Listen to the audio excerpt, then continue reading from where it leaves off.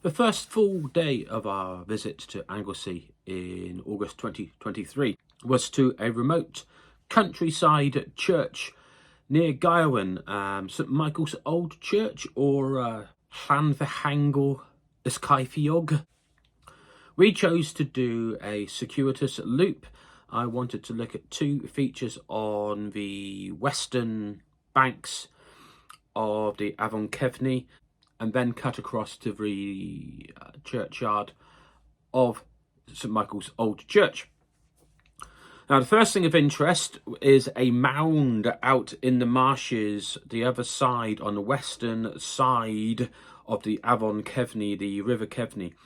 It's a large mound. You can zoom in on it. It's not that far from where the current A55 bores across the landscape.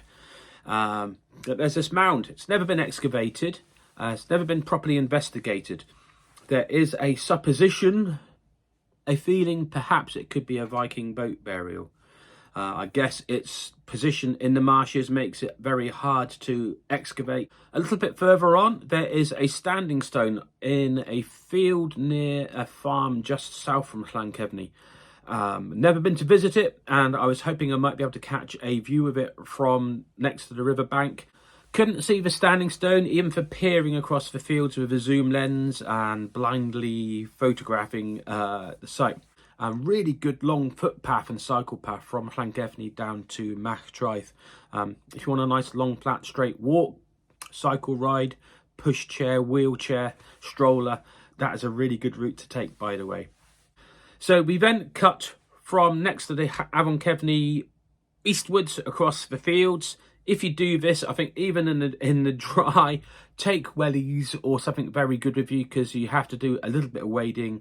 The water comes across the track and path, and it can be quite hard to get around, so you've got to go through. You pick up a sense of really old tracks and old routes of traversing that long swathe of marsh south from Llanfihangel. There is an inscribed early Christian stone further down the lane, but I didn't actually open the right part of the gatepost and look correctly to see where it was. Now, as we got closer to St Michael's Old Church, the vibes were beautiful. Leafy trees, filtered sunlight, remote ancient Welsh churchyards really intrigue me, especially if there's no settlement around them.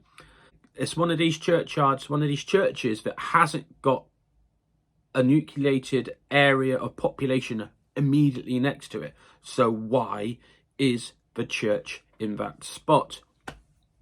My supposition is that it must be an important pre-Christian site which has had a church put there as a way of Christianizing, of changing the vibe, changing the energy of the site, or at least trying to, because I think a lot of these Christianized sites, actually the vibe of what was there before hangs on in some form or other. So this originally 15th century church just feels really, really lovely, mysterious, numinous place to go. Now, regrettably, I will remember it for a wrong reason. The path to the remains of the chancel, which is the only remaining part of the church now, was really overgrown. So I was bashing some nettles out of the way so that my wife, wearing shorts at the time, wouldn't get done by the nettles. However, as I was doing that, I began feeling this really unpleasant sensation on my leg, and then realised I had wasps stinging through my leggings, and started using some naughty words telling them to go away. So I've got two wasp stings, one high up on my leg and one further down, and they were requiring treatment. I was very concerned I might go into anaphylactic shock. I haven't been stung by a wasp for as long as I can remember. The only way through at that time was to go into the chancel. As we look back from the chancel, you can see the wasps, this cloud of wasps next to the path, going around and around and around and around. You're like, oh my God, we've got to go back through that. Giving it a few minutes, the wasps seemed to calm down a bit, and we just walked calmly and quietly as we could back through the churchyard. This whole southern and western approach to St Michael's Old Church, very much a feel of an old green lane, a green way.